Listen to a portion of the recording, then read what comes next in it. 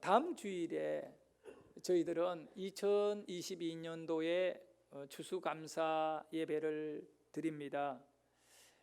신앙의 수준은 이 감사에 달려 있는 겁니다. 감사가 굉장히 중요한 거죠. 이 감사를 어떻게 하느냐, 이 감사의 표현이 있느냐 없느냐, 여기에 굉장히 중요한 것이 우리의 신앙의 그 어떤 척도라고 말해도 그것이 과언이 아닐 거라 봅니다. 같은 하나님을 믿지요. 우리가 똑같은 예수님을 믿고 똑같은 성령님, 그리고 같은 교회를 다닙니다. 그런데 왜 나의 믿음과 당신의 믿음이 다릅니까? 같은 하나님인데 똑같이 믿음이 좋아야 되고 그럴 건데 믿음이 왜 이렇게 차이가 있는가? 그것은 다른 이유가 아닙니다. 그 누구의 믿음이 좋고 나쁘고를 우리가 쉽게 판단하면 안 되겠지만, 그러나 목회를 하면서 정말 그 성도의 믿음이 어떠한가를 이렇게 분별해야 할 때가 있습니다. 이분이 제대로 하나님을 믿는지 그렇지 못한지를 분별을 해야 할 때가 있지요. 그 목회는 성도의 믿음을 자라게 하는 거잖아요. 그 믿음이 없는 분에게 계속 좋은 상태라고 내버려 두면 안 되잖아요. 그건 굉장히 위험한 상태인 건데, 그래서 목사로서 성도의 믿음을 챙기고 돌아보게 하는 이유는 믿음을 자라게 하기 위한 것입니다. 근데 여기에 가장 중요하게 보는 관점이 있습니다. 나중에도 말씀하겠습니다만은 어떤 한 사람의 믿음을 무엇으로 분별하고 판단할 수 있느냐, 그 성경의 말씀이어야죠. 바로 오늘 우리가 읽었던 데살로니가전서 5장 16절에서 18절의 말씀을 갖고 그 사람의 인생을 돌아봐야 되는 겁니다. 이분에게 항상 기쁨이 있는지, 쉬지 않고 기도하고 있는지, 그리고 범사 모든 일에 감사로 이겨내고 있는지,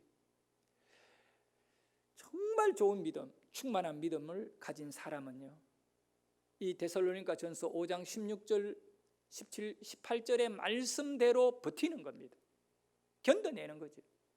항상 기뻐하려고, 쉬지 않고 기도하려고 몸부림치고요.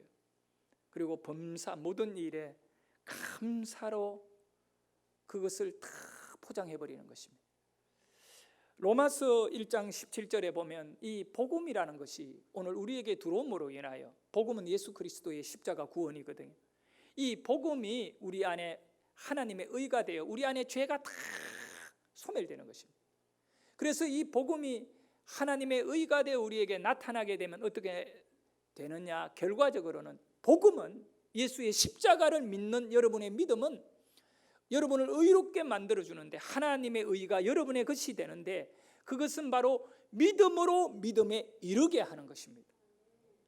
믿음으로 믿음에 이르게 한다, 이 말을 아주 쉽게 표현해버리면 믿음은 자라는 것이다, 이겁니다.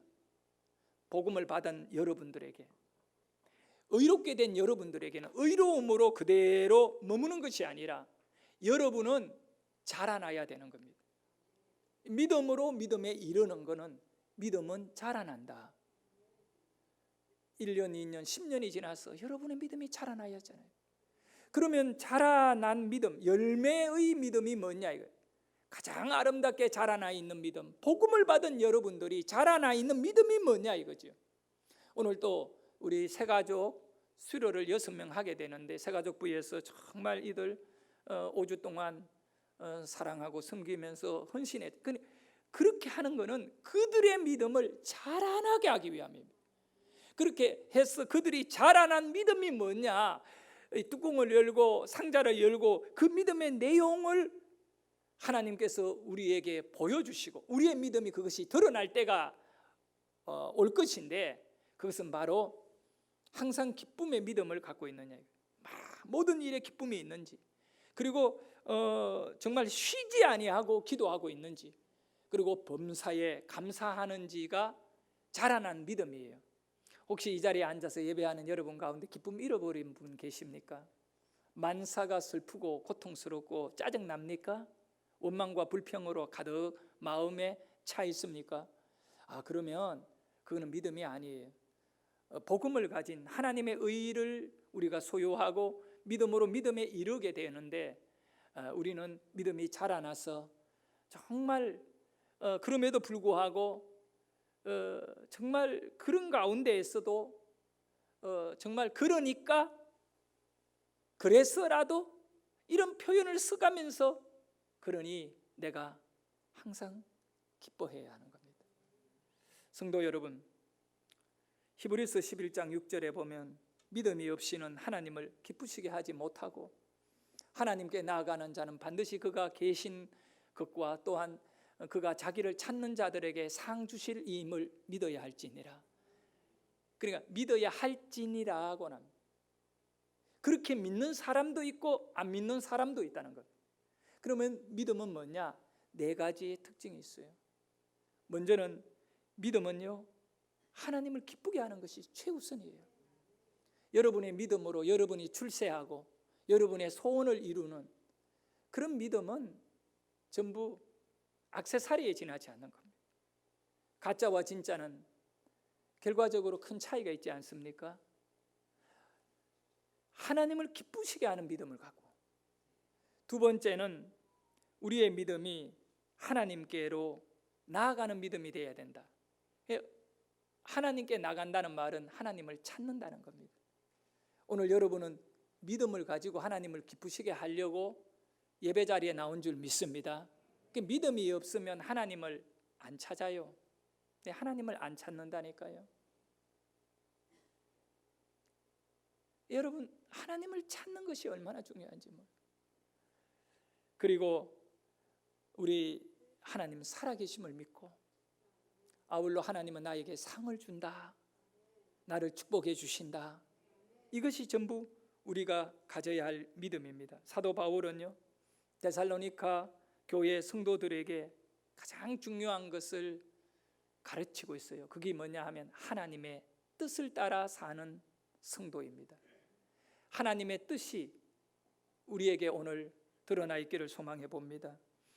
데살로니가 전서 5장 16에서 18절을 이르러 말씀하며 마지막에는 예수 안에서 너희를 향하신 하나님의 뜻이니라. 이 세 가지가 항상 기뻐하는 것, 쉬지 않고 기도하는 것, 범사에 감사하는 것은 하나님의 뜻이다.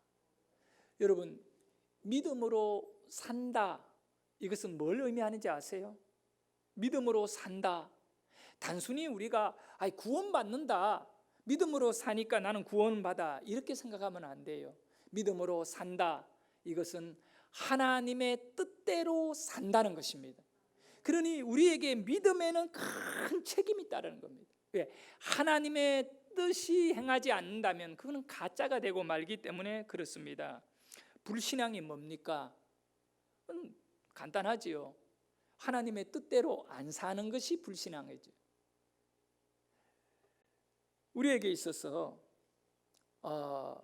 믿음이 있느냐, 이런 질문을 받을 때 그 사람 믿음이 있어요, 쉽게 대답하지만 좀 더 구체적으로 당신은 하나님의 뜻대로 삽니까? 라고 물어보면 참 우리는 망설이게 됩니다. 자신이 없습니다. 하나님의 뜻대로 산다.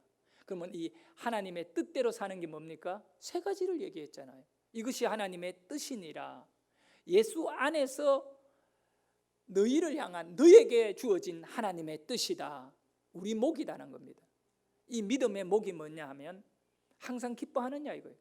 항상 기뻐하지 않으면서도 불구하고 나는 믿음이 있어요 라고 말하면 가짜라는 겁니다. 항상 기뻐해야 돼. 기도 안 하고 살아가면서 나는 믿음으로 살아요, 그거는 속고 사는 겁니다. 너의 믿음은 아직 자라지 못한 믿음이야. 복음은 받았는데 하나님의 의는 너에게 주어져 있지만 하나님의 구원의 능력이 부족한 것이 아니야. 너가 믿음으로 믿음에 이르러야 되는데, 믿음이 자라나야 되는데 자라남을 게을리한 거야. 그러니 기도를 안 하니까 만사가 자기 힘으로 풀려고 하니까 더 고달플 수밖에 없는 것이겠죠.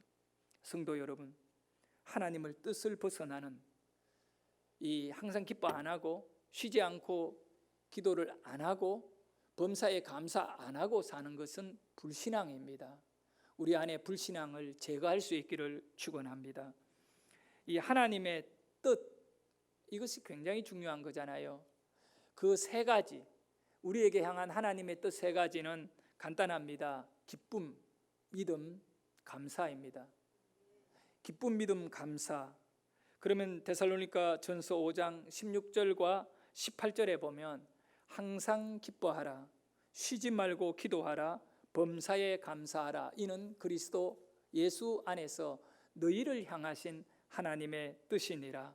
그 하나님의 뜻, 이 꼬로 하나님의 뜻이 뭐냐? 기뻐하라, 기도하라, 감사하라. 이걸 보면서 여러분이 빨리 판단이 와야 돼요. 하나님의 뜻은 기뻐하라, 기도하라, 감사하라. 이 세 가지 다 동일하게 어떤 문법, 어떤 그런 문법적 그 형태를 취하고 있나요? 명령형이잖아요. 하라입니다. 하라. 이것은 해도 되고 안 해도 되고가 아니잖아요. 기뻐하라, 기도하라, 감사하라. 안 하면 안 되는 겁니다. 안 하면 믿음이 아닌 거예요. 기뻐하지 않고 난 믿음 생활한다. 기도하지 않고 난 믿음 생활한다. 감사하지 않고 난 믿음 생활한다. 이것은 오늘 성경이 말하고 있는 사도 바울이 우리에게 가르쳐주고 있는 믿음 아닌 거지요. 그렇기 때문에 명령을 우리가 받을 때 신의 산에서 우리 하나님께서는 이스라엘 백성들에게 명령하시며 계명을 주셨어요.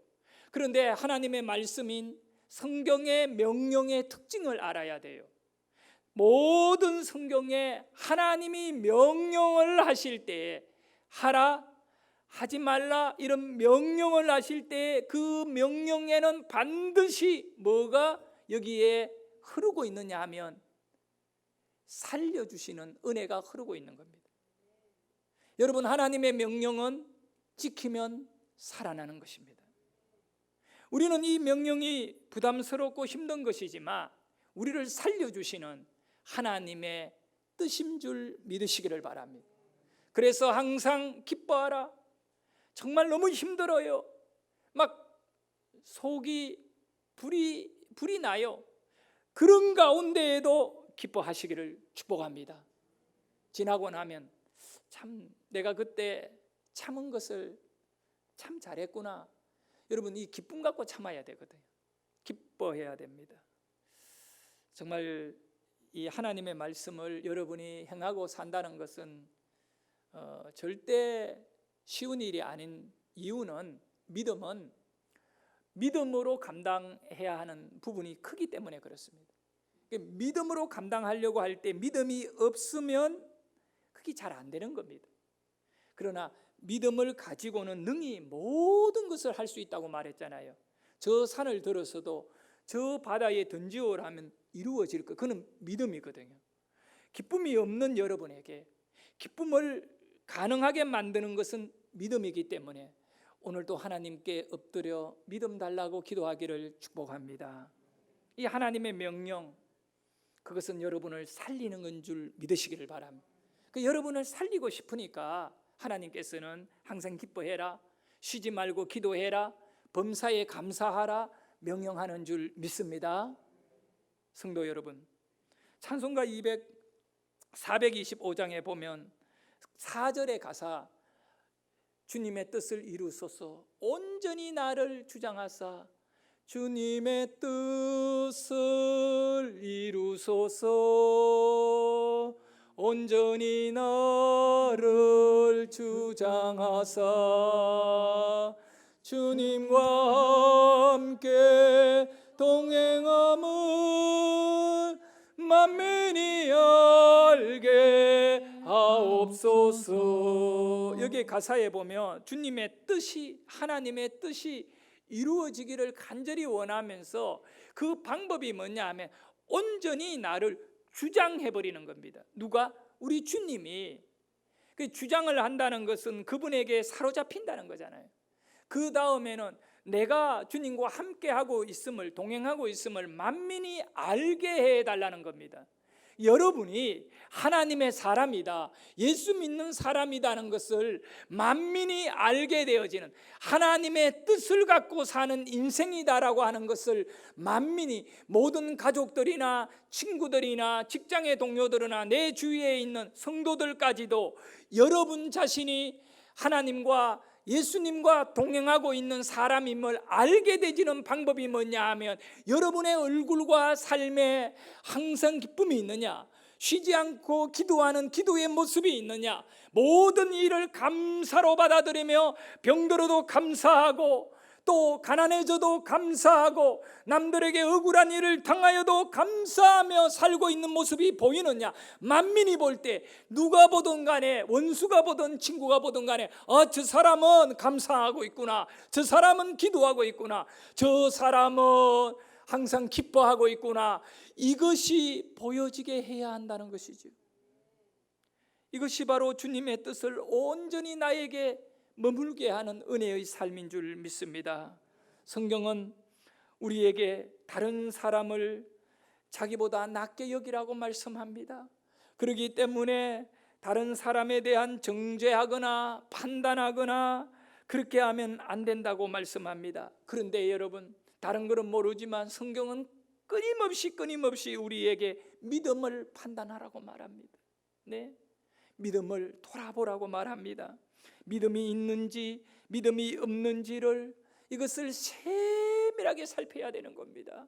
이것을 쉽게 두리뭉실하게 그냥 내 인생이나 내가 잘 살펴야지 하고 내 이웃이나 내 주위의 사람의 믿음을 내팽개치고 또 자기의 믿음까지도 그냥 관심 없이 그렇게 살면 안 됩니다.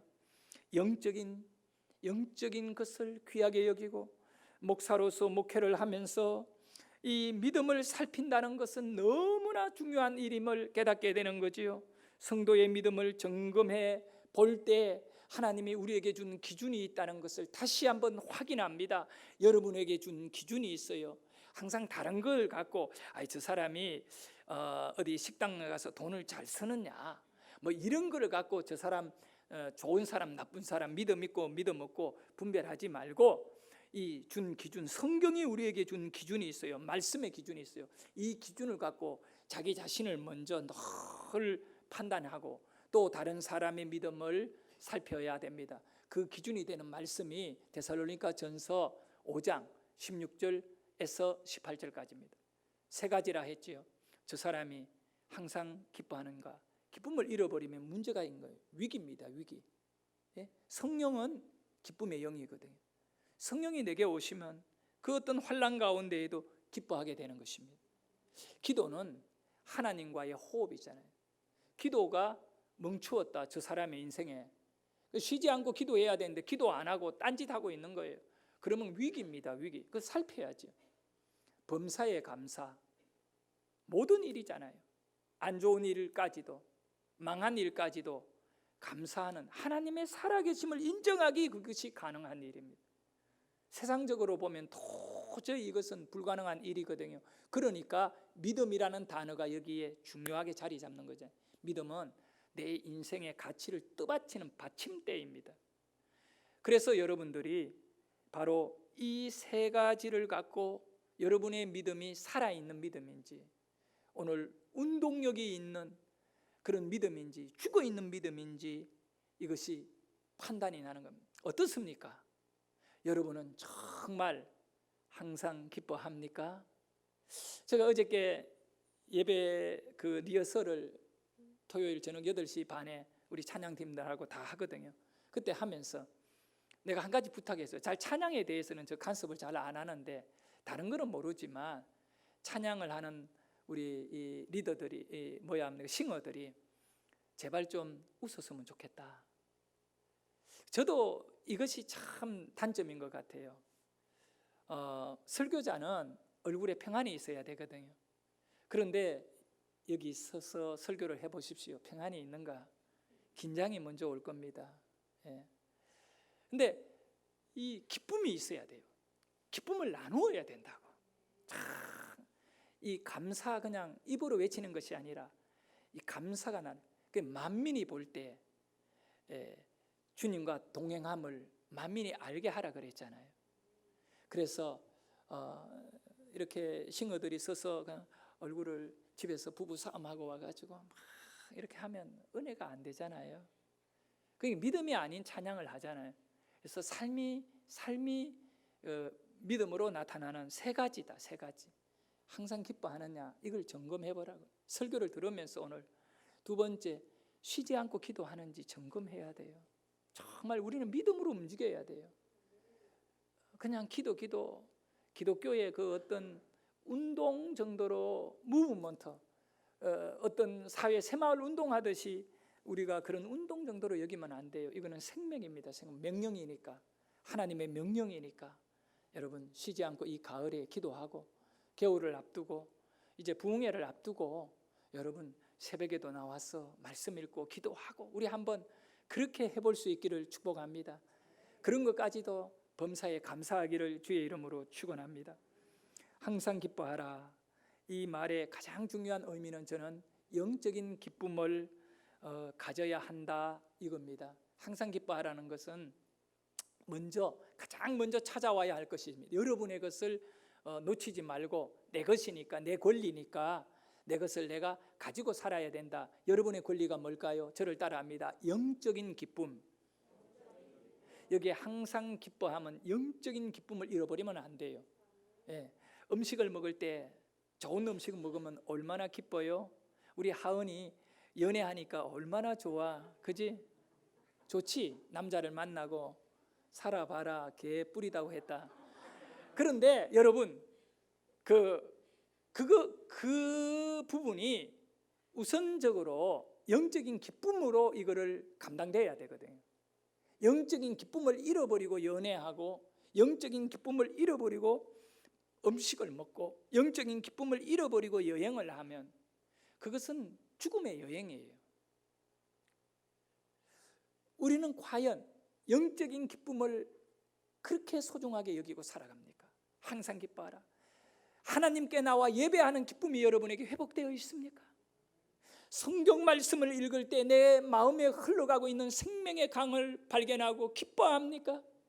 광부가 금을 캐기 위하여 땅을 파고 들어가다가 금맥을 발견했을 때 오는 그 기쁨, 금을 바라보고 기뻐하는 것, 여러분은 은혜를 맛보며 기뻐하는 영적인 기쁨이 여러분 안에 회복됩니까? 우리 성도님들에게 이 기쁨이 회복되기를 주의 이름으로 축원합니다. 고린도후서 4장 8절에 9절에 보면 우리가 사방으로 우겨삼을 당하여도 쌓이지 아니하며 답답한 일을 당하여도 낙심하지 아니하며 박해를 받아도 버림받지 아니하며 거꾸러뜨림을 당하여도 망하지 아니하고, 여기 이 바울이 고린도 교회에서 말씀하고 있는, 정말 우리는, 예수 믿는 사람들은 사방으로 우겨삼을 당할 때 그러나 그런 가운데 쌓이지 않는다, 스트레스 받지 않는다는 겁니다. 오늘날 우리는 얼마나 많은 스트레스를 받습니까? 답답한 일이 있을 때도 낙심 안 하고, 박해를 받는 가운데에도 버림받지 아니하고, 또 이 거꾸러짐을 당하여도 망하지 않고, 여기에 보면 쌓이지 않고, 낙심하지 않고, 버림받지 아니하고, 망하지 않고, 이 모든 내용의 핵심은 영적인 기쁨을 가졌기 때문에, 영적인 기도를 가졌기 때문에, 영적인 감사를 가졌기 때문에 우리가 이겨내는 것이죠. 저는 배를 수년간 타면서 이 가장 중요하게 배에서 여기는 것이 나침판이거든요. 자이로 컴퍼스라고 영어로, 이 나침판인데, 이 나침판을 갖고요 태풍 사이를 배가 항해하다가 방향을 다 잃어버립니다. 파도가 와서 배를 떠밀어버리는 거죠. 그러면 방향이 이렇게 가다가 완전 반대 방향으로 돌아설 수도 있고, 그런데 그 배가 바로 길을 찾을 수 있는 것은 나침판 때문에 그래요. 우리 인생을 막 흔들 때 우리의 길을 바로 잡을 길은 뭡니까? 가정에 불화가 일어나고 막 속상한 일들이 폭발하고 있을 때 우리의 인생의 방향을 바로 잡을 수 있는 게 나침반에게는요 자기장이라는 것이 있어요. 그래서 북극에 이 남극에 이 자기장이 흐르기 때문에 나침반은 언제나 북쪽을 딱 가리키거든요. 좋은 나침반과 별로 이렇게 안 좋은 나침반의 차이가 뭐냐면 배에서 이 비싼 막 수천만 원짜리 수백만 원짜리 나침반을 가진 이유가 뭐냐, 이 배가 흔들어졌을 때 가장 빨리 이거를 방향을 잡아줘야 돼. 나침반이 먼저 잡아주고 그 다음에 배가 그 방향을 잡거든요. 그런데 안 좋은 나침반은요 막 흔들어 놓으면 이 자기 방향 잡는 데 오랜 시간이 걸려요. 그리고 또 방향도 약간 틀리고. 그래서 좋은 나침반과 안 좋은 나침반은 이렇게 큰 차이가 있는 거예요. 흔들어 보면 알아요. 평상시는 다 똑같이 가르치는데 흔들어 보면 돼요. 여러분의 믿음이 좋은 믿음인지 구원에 합당한 믿음인지 능력 있는 믿음인지는 여러분의 인생을 흔들어 보면 알아요. 그때 여러분의 자기장 성령의 힘이 여러분을 하나님께 가르치기를 예수 이름으로 축원합니다. 빨리 믿음으로 돌아와야지요. 고통을 당하지요. 어려운 문제가 많이 일어나지요. 이리저리 막 참 말할 수 없는 그런, 제가 그 총회 임원으로 있다 보니 이 노예의 어려운 분쟁이 막 생겼는데 그거를 이제 저에게 해결하라고 그게 이제 책임이 주어졌어요. 지난주에 또 대전에 내려가서 그 어려움 당한 노예 사람들을 만나가지고 얘기도 듣고 이런데 양쪽에 들어보면 다 바른 거예요. 서로 자기 말이 맞대요. 그 우리 서서 누구를 도와야 됩니까? 이 사람이요 거기에다가 뭐 어떤 문제가 생기고 뇌물이나 먹으면 나침반을 걸러 돌려버리죠. 근데 성령에게 써야 돼. 자기장이 흐르는 성령의 은혜가 있는 여러분의 인생이 돼요. 그 여러분의 방향을 엇길로 가지 않게 하고 바로 잡아주는 성령의 은혜가 여러분에게 넘치기를 주의 이름으로 축원합니다. 빌립보 3장 1절 말씀을 같이 크게 읽습니다. 시작. 끝으로 나의 형제들아 주 안에서 기뻐하라. 너에게 같은 말을 쓰는 것이 내게는 수고로움이 없고 너에게는 안전하니라. 여기에서 중요한 말씀은 주 안에서 기뻐하라는 거예요. 그 주 안에 있는 기쁨을 네가 찾아야 된다는 거예요. 그런데 여기에 끝으로 나의 형제들아라고 합니다. 빌립보 말씀 속에서 끝으로라고 하는 이것이 굉장히 무게가 있다고 봅니다. 이 끝으로라고 하는 것은 모든 것을 결론 지어서 그런 겁니다. 결론적으로 말하면 주님 안에 기쁨밖에 없다는 겁니다. 여러분 빌립보 교회가 얼마나 힘들고 어려운 가운데 여기 이 교회가 세워지고 그 성도들이 신앙을 버텨가며 살아가고 있는지 우리보다 10배 100배 더 고통 속에 빌립보 교회 성도들은 그 당시 살았어요. 그런데 바울은 끝으로 너희들이 주 안에서 기뻐하라. 주 안에 있는 나에게, 이거 찬양 다른 거네. 여러분 잘 따라오나 내가 테스트 해보는 겁니다. 예수 안에 이거 부르고 우리 마무리하도록 합니다. 우리 기쁘게 박수하며 찬양합니다. 예수 안에 기쁨을 회복하기를 축원합니다. 예수입니다. 예수 안에 있는 나에게 결코 정죄함 없네. 생명의 성령의 법이 나였네. 예수 안에 있는 나에게 결코 정죄함 없네. 성령의 법이 해방하였네. 예수 오직 예수 오직 예수. 여기까지만. 데살로니가전서 1장 6절의 말씀에 보면 또 너희는 많은 환난 가운데 환난이 많은 교인들이었어요. 성령의 기쁨으로 말씀을 받아라고 말합니다. 여러분 데살로니가 전서 5장 우리 6절 7절 8절이 본문이잖아요. 항상 기뻐하라, 쉬지 말고 기도하라, 범사에 감사하라. 그러나 이 교회, 이 바로 데살로니가 교회의 그 상태가 어떠냐? 바울은 편지를 쓰며 앞쪽에 뭐라고 해요? 너희들에게 많은 환난이 있다는 겁니다. 엄청난 문제와 고난을 겪고 있는 이 교인들을 향한 말씀입니다. 그러나 이 많은 환난이 있지만 성령의 기쁨을 갖고 다 치료되는 것입니다. 성령의 기쁨을 갖고 항상 기뻐하고 쉬지 않고 기도하고 범사에 감사하게 되는 줄 믿으시기를 바랍니다. 결론을 말씀드리겠습니다. 감사는 우리가 일반적으로 조건이죠. 세상의 모든 사람들이 감사하는 것은 조건입니다. 조건. 예? 조건. 여러분, 푸틴한테 감사할 일이 있습니까? 그리고 김정은한테 감사할 일이 전혀 없지요. 원망의 원수잖아요. 그런데 성경에서는 세상 사람들이 말하는 조건의 감사가 아닌 겁니다. 왜냐? 모든 일이라고 했잖아요. 그래서 감사에는 세상적으로는 조건을 따진다. 우리 기독교는 조건이 없어요. 감사에는 어떤 조건도 걸면 안 된다는 거예요. 그럼에도 불구하고 우리는 감사의 조건을 달아야 한다면 저는 이런 조건을 한번 여러분에게 달아보자고 말하고 싶습니다. 먼저 첫 번째는 그래서 감사한 거예요. 그래서 감사한 거예요. 따지지 말고 감사. 계속 그걸 따지지 말고 감사하는 거예요. 뭘 따지느냐. 이게 조건인 거예요. 감사의 조건은 안 따지는 거죠. 다음에는 계속 넘겨주시면 될 것 같은데 그래도 감사합니다. 이게 참 힘들어요. 그래도 감사해라. 다음은 그러나 감사하자. 또 하지만 우리는 그들은 그러더라도 하지만 우리는 감사하자. 자, 다음부터는 계속 같이 읽습니다. 시작. 왜냐하면 감사, 그러기에 감사, 그렇지만 감사, 그렇기 때문에 감사, 그럼에도 불구하고 감사, 크게 할수록 감사가 넘치기를 바랍니다. 크게 하세요. 그리하면서도 감사,